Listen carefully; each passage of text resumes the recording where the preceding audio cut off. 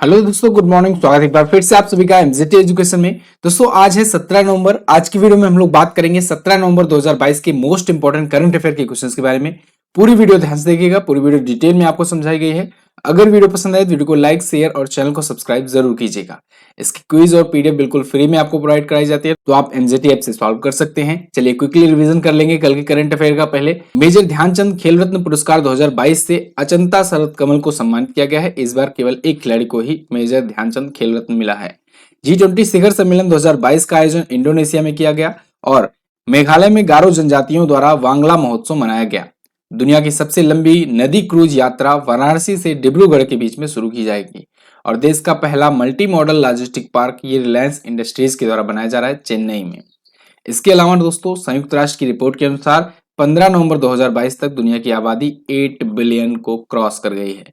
भारतीय नौसेना ने प्रस्थान नाम का अपतटीय सुरक्षा अभ्यास किया है मुंबई में और केंद्र सरकार ने एक रिपोर्ट जारी करी है जिसके अनुसार अक्टूबर 2022 में WPI जो है होलसेल सेल प्राइस इंडेक्स जो है ये पिछले 19 महीनों में सबसे कम होकर के 8.39% हो गया है। नताशा पर्क-मूसर ये बन गई हैं स्लोवेनिया की पहली महिला प्रेसिडेंट।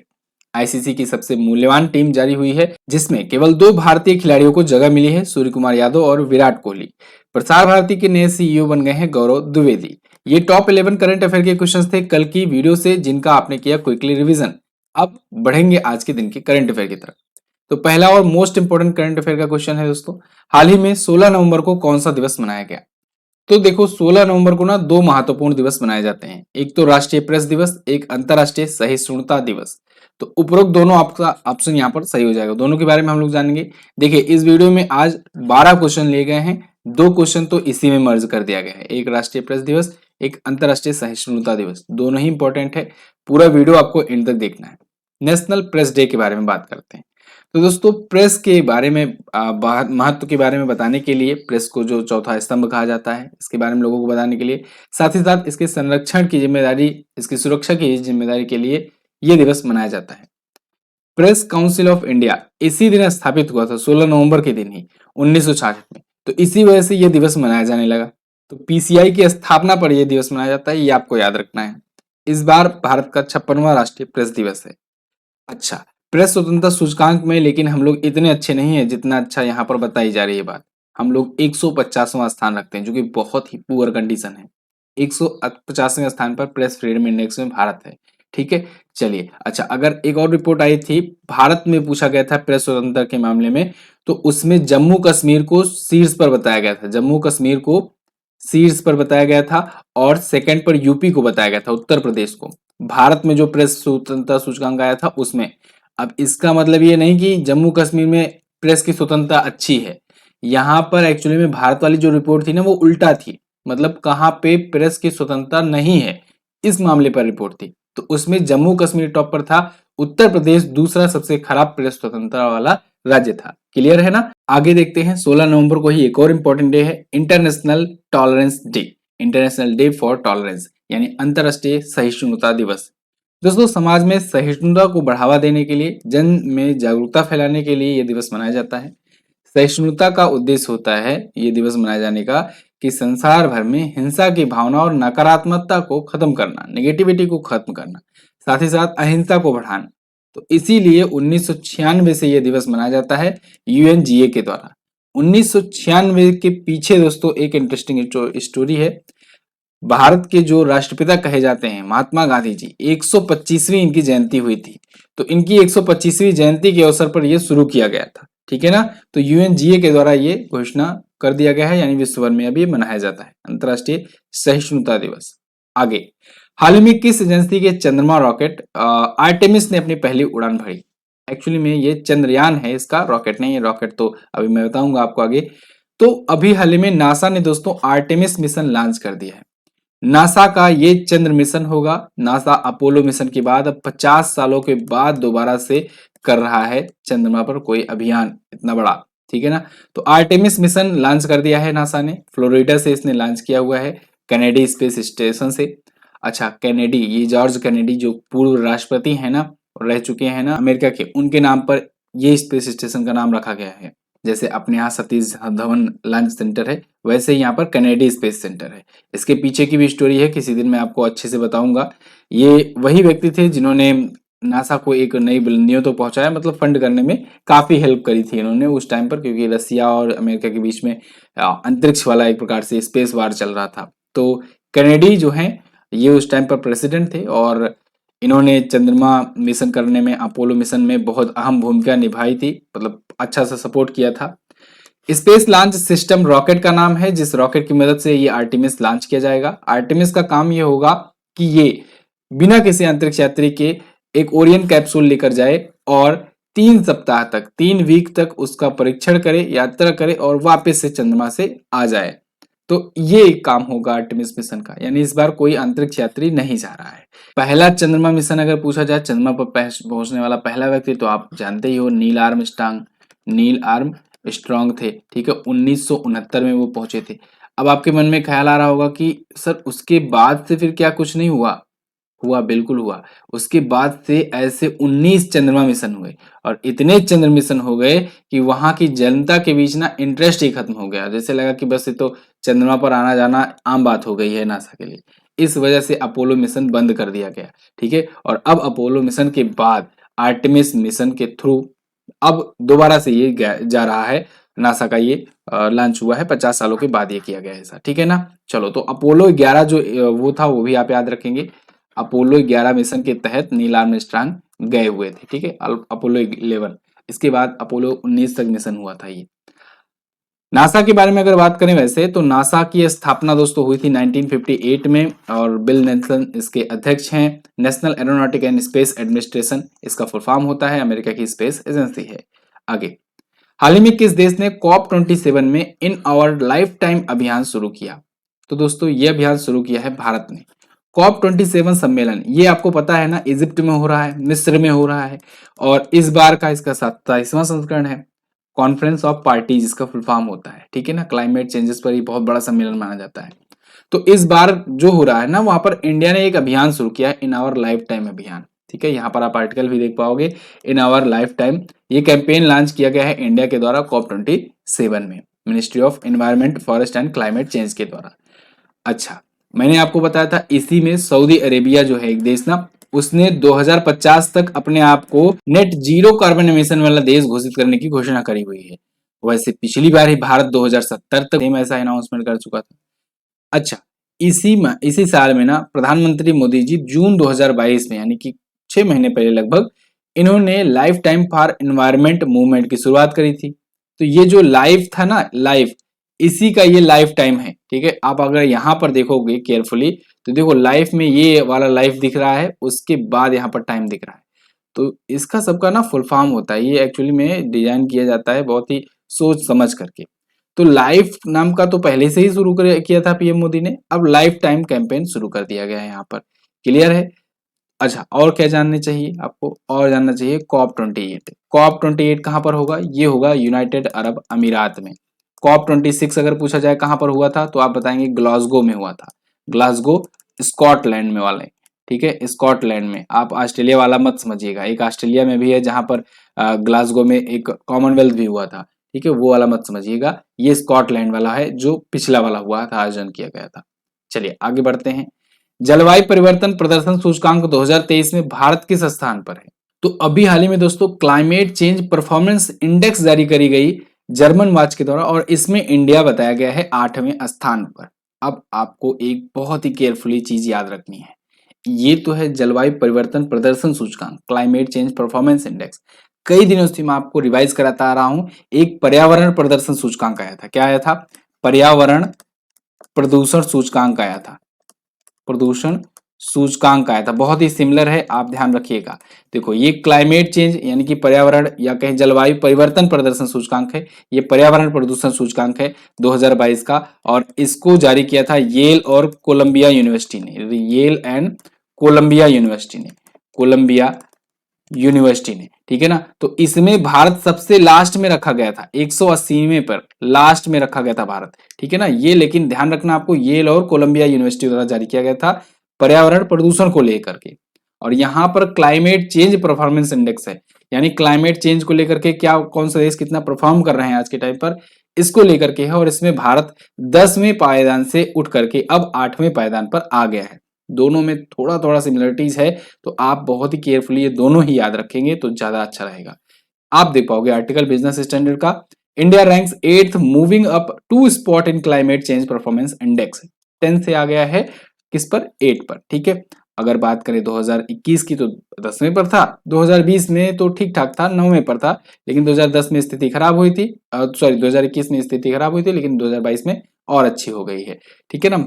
तो फिलहाल ये जो रैंकिंग है ये 2023 लिख करके है, आपको ध्यान रखना है, 2023 के लिए ये बताया गया है। जारीकर्ता कौन है, जर्मन मार्च और न्यू क्लाइमेट इंस्टीट्यूट और क्लाइमेट एक्शन नेटवर्क। एक चीज और, यहाँ पर ना एक रैंकिंग जारी की जाती है जिसमें ग्रेडिंग की जाती है, A grade, B grade, A plus, C plus, ऐसे ऐसे करके। तो उसमें ए ग्रेड वाला मतलब एकदम परफेक्ट, बिल्कुल कार्बन का एमिशन करता ही ना हो, जो क्लाइमेट चेंज को मतलब कि बहुत आइडियल रूप से हो। और वो आइडियल के केस में ना 3 रैंक दी गई है, ए प्लस, ए माइनस करके। इन तीनों पोजीशन पर कोई है ही नहीं, ये पिछले कई सालों से कोई नहीं है, मतलब अभी तक कोई देश ऐसा इन टॉप पर नहीं आया। शुरुआत यहाँ पर रैंकिंग होती है चौथे स्थान पर, और मैं कई बार आपको बता भी चुका हूँ, चौथा, पांचवा, छठवां, इसके बाद ऐसे शुरू होता है, और सातवां ले लो, उसके बाद 8वें पर आ जाता है अपना प्यारा भारत, ठीक है। चौथे पर डेनमार्क है, 5वें पर है स्वीडन। ये देखो आप यहाँ पर डेनमार्क और स्वीडन का स्थान चौथे 5वें पर है। मतलब अभी ये 3 कैटेगरी में टॉप 3 में अभी कोई भी देश नहीं है, टॉप 3 स्पॉट खाली ही है। क्लियर है, आगे बढ़ते हैं। तटीय रक्षा अभ्यास सी विजिल 2022, इसका आयोजन किसके द्वारा किया जाएगा? इसका आयोजन दोस्तों भारत करेगा। ये भारत का एक तटीय रक्षा अभ्यास है। भारत के जो तटीय राज्य है ना, तटीय राज्य बोले तो जितने भी तटों पर स्थित जो राज्य हैं, तटों पर स्थित राज्य जो होते हैं उसे तटीय राज्य कहते हैं। जैसे आप देखोगे तो कितने टोटल तटीय राज्य हैं भारत में, 9 तटीय राज्य हैं। आप ऐसे ऐसे गिनते चले आओ, काउंट करते चले आओ। पश्चिम बंगाल, उड़ीसा, आंध्र प्रदेश, इसके बाद फिर इधर तमिलनाडु है, इसके बाद फिर इधर केरला है, फिर कर्नाटक है, गोवा है, फिर महाराष्ट्र आपको मिल जाएगा, फिर उसके बाद आपको मिल जाएगा गुजरात, ठीक है ना। यहाँ पर तो भारत में टोटल जो कोस्टल स्टेट हैं उनकी संख्या है 9, और टोटल बॉर्डर जो है, कोस्टल बॉर्डर है भारत का, वो 7516 किलोमीटर है। तो ये 7516 किलोमीटर को ना सिक्योर करने के लिए, इसको सुरक्षित करने के लिए ये अभ्यास किया जाता है। किसके द्वारा? भारतीय नौसेना के द्वारा, और जो भारतीय तटरक्षक बल है यानी इंडियन कोस्ट गार्ड है उसके द्वारा। तो सी विजिल 2022 ये आयोजित किया गया नवंबर 15 को, ठीक है। 2018 से इसकी शुरुआत हुई थी, इस बार इसका 3rd एडिशन था, तीसरा इसका संस्करण था। अभी मैंने कल की ही वीडियो में आपको बताया था कि भारतीय नौसेना ने एक प्रस्थान नाम का अपतटीय अभ्यास किया था, तो ये भी आप ध्यान रखेंगे। अगला, 53वें भारतीय अंतर्राष्ट्रीय फिल्म महोत्सव में सत्यजीत रे लाइफ टाइम अचीवमेंट अवार्ड से किसे सम्मानित किया जाएगा? तो ये सम्मानित किए जाएंगे कार्लोस सौरा। कार्लोस सौरा आपको यहाँ पर इमेज में दिख रहे हैं, तो इनको सत्यजीत रे लाइफ टाइम अचीवमेंट अवार्ड 2022 से सम्मानित किया जाएगा। ये डायरेक्टर, राइटर और एक्टर और प्रोड्यूसर रह चुके हैं। कहाँ के? ये हैं दोस्तों स्पेनिश फिल्म के, यानी स्पेन के हैं। तो इनको 53वां जो इंटरनेशनल फिल्म फेस्टिवल हो रहा है ना इंडिया का, गोवा में, उसमें सम्मानित किया जाएगा लाइफ टाइम अचीवमेंट अवार्ड से, जिसे सत्यजीत रे लाइफ टाइम अचीवमेंट अवार्ड के नाम से जाना जाता है। अच्छा, 53वां अंतर्राष्ट्रीय भारतीय फिल्म महोत्सव कहाँ पर आयोजित किया जाएगा? ये 20 से 28 नवंबर को गोवा में आयोजित किया जाएगा, ठीक है ना। आगे बढ़ते हैं, ये गोवा में ही आयोजित होता है वैसे। हाल ही में नवी टेक्नोलॉजीज के ब्रांड एम्बेसडर कौन बनाए गए? तो नावी टेक्नोलॉजीज के ब्रांड एम्बेसडर बना दिए गए हैं MS धोनी, महेंद्र सिंह धोनी नावी के अब ये होंगे ब्रांड एम्बेसडर। नावी दोस्तों एक फिनटेक कंपनी है, कह सकते हैं हम लोग। सचिन बंसल इसके फाउंडर हैं। आपको याद हो अगर तो सचिन बंसल और बिन्नी बंसल ने 2007 में एक कंपनी स्थापित करी थी, नाम था फ्लिपकार्ट, और वो कंपनी आगे चल करके 2017 में इन्होंने बेच दी। मात्र 10 सालों में $16 बिलियन की कंपनी बना करके इन्होंने बेच दी। 2017 में $16 अरब में वॉलमार्ट को कंपनी बेच दी थी, और उसके बाद ही इन्होंने नावी नाम का एक ये फिनटेक स्टार्टअप स्टार्ट किया था सचिन बंसल ने, ठीक है ना। तो नावी टेक्नोलॉजीज जो है उसने अपना ब्रांड एम्बेसडर बना दिया है अब महेंद्र सिंह धोनी को। अच्छा, जब भी ब्रांड एम्बेसडर की बात आती है और कोई खिलाड़ी की बात आती है तो आपको डाउट जरूर आता होगा कि एक खिलाड़ी कितने कंपनियों का ब्रांड एम्बेसडर हो सकता है। मैं कहूंगा जितना उसकी क्षमता हो। धोनी जो है ओरियो के भी ब्रांड एम्बेसडर हैं, म्यूचुअल फंड के भी ब्रांड एम्बेसडर हैं, म्यूचुअल फंड सही है आप देखते हो, ठीक है। विंजो गेमिंग के भी ब्रांड एम्बेसडर हैं, नावी के भी हैं, ड्रोनी अभी कुछ दिन पहले मैंने ड्रोनी के बारे में बताया था, ठीक है ना, एक ड्रोन स्टार्टअप है, उसकी ये भी ब्रांड एम्बेसडर है, और भी बहुत कंपनियों के ब्रांड एम्बेसडर है। क्लियर है, चलो आगे। अच्छा, सीजीएल का बैच है दोस्तों, सीजीएल का GS plus current affair batch और स्टैटिक भी इसमें शामिल। इस बैच को जरूर आपको लेना चाहिए, देखना चाहिए। लास्ट टाइम पर परफेक्ट सॉल्यूशन, परफेक्ट आपको मटेरियल के साथ यहाँ पर चीजें मिलेंगी बहुत ही कम समय में, मतलब आप समय बचा सकोगे एक प्रकार से। जैसे कि जो चीजें क्या है कि आप ढूंढोगे अगर तो शायद वो चीजें ना मिले, सटीक चीजें ना मिले। होता क्या है, कभी कभी लोग ओवर स्टडी कर जाते हैं, कभी कभी लोग अंडर स्टडी कर जाते हैं। जो परफेक्ट लाइन होती है ना, वहीं से क्वेश्चन पूछा जाता है। तो ओवर स्टडी कर लोगे तब भी दिक्कत है, अंडर स्टडी करोगे तब भी दिक्कत है। आपको परफेक्ट स्टडी करनी है, जो आपसे पूछा जाए केवल वही उतना पढ़ना है, ना बहुत ज्यादा पढ़ना है ना बहुत कम पढ़ना है, ठीक है ना। तो इसके लिए परफेक्ट मटेरियल आपके लिए प्रोवाइड किया गया है इस जीएस बैच में। इसको आप 50% डिस्काउंट पर प्राप्त कर पाओगे। आज के टाइम पर 249 का है। आप एमजेटी 50 कूपन कोड यूज करके एमजेटी ऐप पर जाकर के इसे ले सकते हो। कोई भी इशू हो, जानकारी चाहिए, इस पर व्हाट्सएप पर संपर्क कर सकते हो। आगे, हाल ही में किस कंपनी के इंडिया हेड अभिजीत बोस ने इस्तीफा दिया? तो दोस्तों, व्हाट्सएप इंडिया के हेड जो थे अभिजीत बोस, इन्होंने इस्तीफा दे दिया है। व्हाट्सएप इंडिया के हेड ने इस्तीफा दिया ही दिया, साथ ही साथ मेटा के जो पब्लिक पॉलिसी डायरेक्टर है ना, उन्होंने भी इस्तीफा दे दिया। आपको अगर पता हो, व्हाट्सएप हुआ, इंस्टाग्राम हुआ, फेसबुक हुआ, ये सभी की जो पेरेंट कंपनी है वो एक ही है, मेटा है। तो मेटा के जो पॉलिसी जो डायरेक्टर हैं उन्होंने इस्तीफा दे दिया, और व्हाट्सएप के जो इंडिया हेड है उन्होंने इस्तीफा दे दिया। ये बड़ा एक डाउनफॉल हुआ। अब देखो, अभी कुछ दिन पहले मेटा ने अनाउंस किया था कि वो छटाई करने वाली है दुनिया भर में बहुत बड़ी। उसने एक हफ्ते में, करीबी एक हफ्ते के अंतर्गत दुनिया भर के 11,000 कर्मचारियों को, एम्प्लॉयज को निकाल दिया। अब ये सब हो ही रहा था, फिर अब यहाँ पर बात आ रही है कि व्हाट्सएप इंडिया के हेड अभिजीत बोस को भी हटा दिया गया है। अब ये हटा दिया गया या कहें कि इस्तीफा ही इन्होंने दे दिया है, ऐसा क्या कंडीशन आ गया, जो भी हुआ। इसके साथ ही साथ जो राजीव अग्रवाल थे, मेटा इंडिया के सार्वजनिक नीति निदेशक, इन्होंने भी इस्तीफा दे दिया है। ठीक है, फिलहाल ये दो बड़े इस्तीफे रहे यहाँ पर मेटा कंपनी की तरफ से। वहीं ट्विटर भी उधर छटाई पर लगा ही हुआ है। अच्छा, एक चीज और, ट्विटर ने पराग अग्रवाल को निकाला, वो जो कि सीईओ थे ट्विटर के, और ट्विटर का एक्विजिशन एलन मस्क ने कर लिया है। जबकि व्हाट्सएप का और इंस्टाग्राम का, इसका एक्विजिशन फेसबुक की पेरेंट कंपनी मेटा ने किया है। आपको पता होगा, फेसबुक ने अपनी पेरेंट कंपनी का नाम facebook.inc से बदल करके मेटा कर दिया था कुछ दिन पहले ही। अच्छा, इंस्टाग्राम को फेसबुक ने कब खरीदा और कितने में खरीदा? इंस्टाग्राम को फेसबुक ने $1 बिलियन में खरीदा था 2012 में। इसके बाद फेसबुक ने व्हाट्सएप को खरीदा। व्हाट्सएप को फेसबुक ने खरीदा $19 बिलियन में, और 2014 में खरीदा था इसे। दोनों पॉइंट आपको याद रखना। अभी कुछ दिन पहले ही गूगल ने एक एआई स्टार्टअप को खरीदा है। कितने में खरीदा था? अल्टर को खरीदा था $100 मिलियन में, $100 मिलियन में। ये आर्टिफिशियल इंटेलिजेंस एक अवतार निर्माता है ये अल्टर, उसको गूगल एक्वायर कर लिया है। ठीक है ना, तो ये बड़ी एक्विजिशन भी है, इसको भी याद रखेंगे आप। आगे बढ़ते हैं। हाल ही में वर्ष 2022 का ब्राजीलियाई F1 ग्रैंड प्रिक्स किसने जीता?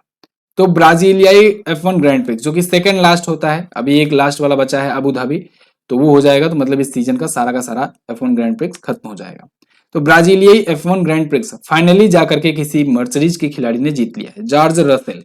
लुइस हैमिल्टन तो बेचारे नहीं जीत पाए इस सीजन, मतलब इनका खाता ही नहीं खुला। इनका क्या, इनकी कंपनी का खाता अभी एक बार खुला है, मतलब जिसके ड्राइवर है, मर्सिडीज के दोनों ड्राइवर हैं, और मर्सिडीज ने पहली बार इस सीजन में जीता हुआ है। जॉर्ज रसेल जो है, ये मर्सिडीज को पहला इस सीजन का ग्रैंड प्रिक्स दिला दिए हैं, ब्राजीलियन ग्रैंड प्रिक्स। और ये F1 का रेस होता है, जैसे कि आप सभी लोग जानते हैं। पूरी लिस्ट में आपको यहाँ पर शो करा देता हूँ। वैसे आपको बता दूं, ये भी ब्रिटेन के ही हैं, ठीक है, ब्रिटेन के ही आपको लुइस हैमिल्टन भी दिख जाएंगे, जो दूसरे स्थान पर रहे। ठीक है, तो यहाँ पर पूरी लिस्ट में आपको शो करा दे रहा हूँ। ये अभी तक हुई फॉर्मूला 1 की रेस है, ठीक है। यहाँ पर इतनी रेसेस हैं, आपको याद नहीं करना है सब। आपको क्या समझना है, आपको बस ये देखना है। देखो, मैक्स वर्सटैपेन पर टिक लगाते चले जाओगे अगर ना, ये मैक्स वर्सटैपेन, सबसे ज्यादा रेस इन्होंने ही जीती हैं। मैक्स वर्सटैपेन अभी तक हुई रेसेस में 14 रेस यही जीते हुए हैं, ठीक है। तो 14 रेस इनको अलग कर लो, बाकी 2-4 है, इसको मैं आपको ट्रिक बना करके दे दूंगा। फिलहाल एक पॉइंट और ध्यान रखिएगा, रशियन ग्रैंड प्रिक्स कैंसिल हो गया था, क्योंकि रशिया में देख ही रहे हो क्या चल रहा है। आगे, हाल ही में राष्ट्रीय नवजात सप्ताह कब से कब तक मनाया गया? तो ये दोस्तों प्रत्येक वर्ष मनाया जाता है और 15 से 21 नवंबर तक मनाया जाता है नेशनल न्यूबॉर्न वीक। ये नवजात के बारे में अवेयरनेस फैलाने के लिए, जो नवजात शिशु होते हैं उनके बारे में जागरूकता फैलाने के लिए, उनकी देखभाल के लिए, उनके स्वास्थ्य की चिंताओं के लिए मनाया जाता है, सेफ्टी के लिए। इस बार की थीम ही ऐसी कुछ रखी गई है, safety, quality and nutritional care, the birth right for of every newborn. तो अच्छा, एक चीज और, भारत ना ये नवजात कार्य योजना शुरू करने वाला पहला देश है। ये इंपॉर्टेंट क्वेश्चन है, यहां से बन सकता है आपसे कि भारत कौन सा देश बना था या फिर पहला देश कौन सा है, तो आप बताएंगे भारत है नवजात कार्य योजना शुरू करने वाला। इसी को लेकर के 15 से 21 नवंबर तक प्रत्येक वर्ष मनाया जाता है। हाल ही में कितने खिलाड़ियों को भारतीय ओलंपिक संघ के एथलीट आयोग के सदस्य के रूप में चुना गया? तो दोस्तों भारतीय ओलंपिक संघ यानी इंडियन ओलंपिक एसोसिएशन के एथलीट आयोग के सदस्य के रूप में अभी 10 खिलाड़ियों को चुना गया है। 10 ने अर्जी डाली थी, 10 के 10 को बिना किसी रुकावट के शामिल कर लिया गया है, सभी को, ठीक है ना। तो बिना किसी छटाई के इसमें मैरी कॉम, पीवी सिंधु, मीराबाई चानू, केसवान, ये खिलाड़ी शामिल हैं। पूरे खिलाड़ियों की अगर बात करें, मैरी कॉम मुक्केबाजी से, पीवी सिंधु बैडमिंटन से, मीराबाई चानू भारोत्तोलन, गगन नारंग निशानेबाजी, अचंता शरत कमल जिनको इस बार मिला है मेजर ध्यानचंद खेल रत्न पुरस्कार, टेबल टेनिस से हैं। रानी रामपाल ये भी शामिल है, महिला हॉकी खिलाड़ी हैं, कप्तान भी हैं अपनी। भवानी देवी तलवारबाजी से हैं, स्पेंसिंग से हैं, ठीक है ना। बजरंग लाल ये नौकायन से हैं। ओपी करहाना ये 60 फुट से हैं। शिवा केसवन ये ल्यूज खिलाड़ी हैं, ये भारत के पहले ल्यूज खिलाड़ी हैं, ये भी ध्यान रखिएगा। ल्यूज एक शीतकालीन ओलंपिक का खेल होता है। तो 10 खिलाड़ियों में से ना 5 महिलाएं हैं और 5 पुरुष हैं, और सभी के सभी ओलंपियन हैं, ठीक है ना। सिर्फ शिवा केसवन जो है ये शीतकालीन ओलंपिक है, बाकी तो ग्रीष्मकालीन ओलंपिक में अपना रिप्रेजेंटेशन कर चुके हैं, भारत की तरफ से रिप्रेजेंट कर चुके हैं। क्लियर है? तो बस दोस्तों ये तो थे आज के दिन के टॉप 11 करंट अफेयर के क्वेश्चन। वैसे तो 12 क्वेश्चन थे, लेकिन टॉप 11 ही कहेंगे हम लोग, ठीक है। 2 दिवस का क्वेश्चन था। वीडियो अगर पसंद आई होगी तो लाइक और शेयर कर देना। और लास्ट एक मैं क्वेश्चन की बात करूं अगर, तो 41वें भारत अंतर्राष्ट्रीय व्यापारिक मेला में फोकस राज्य चुना गया उत्तर प्रदेश और केरल को। आप सभी ने इसका आंसर किया, बहुत अच्छा लगा देख करके। लाई हराओबा महोत्सव ये मणिपुर में मनाया गया। कई लोगों ने मणिपुर के सभी महोत्सव को बताए, बहुत अच्छा लगा जानकर। आप लोग ऐसे ही डिटेल में जरूर आंसर किया करो ना, डिटेल में आंसर करोगे तो आपको भी आप रिवीजन होगा, आपका कमेंट जो पढ़ेगा उसका भी फायदा होगा, ठीक है। चलिए पहला क्वेश्चन आज के लिए आपका है, राजीव गांधी खेल रत्न पुरस्कार किस राज्य सरकार द्वारा दिया जाता है? बताइएगा जरूर। इसके अलावा राजीव गांधी ग्रामीण ओलंपिक खेल भी शुरू किए गए उसी राज्य के द्वारा। वर्ष 2022 में कितने खिलाड़ियों को अर्जुन पुरस्कार प्रदान किया गया? दोनों क्वेश्चंस के बारे में आपको जो पता होगा डिटेल में जरूर आंसर करना। मंथली करंट अफेयर की वीडियो आ चुकी है, तो उसको जाओ अभी देख लो, ठीक है ना। नवंबर मंथ की मंथली करंट अफेयर आप लोग इंतजार कर रहे थे ना, वीडियो आ चुकी है, जाओ फटाफट से उसको देख डालो। और पसंद आए तो लाइक शेयर उसको भी कर देना। बहुत बहुत धन्यवाद। यहाँ पर क्विज और पीडीएफ आपको बिल्कुल फ्री में प्रोवाइड की जाएगी, मिल जाएगी आपको। वन लाइनर चाहिए तो टेलीग्राम ग्रुप ज्वाइन कर लेना, वन लाइनर भी मिल जाएगा, क्विकली रिवीजन कर पाओगे। मिलेंगे अगली वीडियो में, तब तक के लिए नमस्कार, जय हिंद, वंदे मातरम।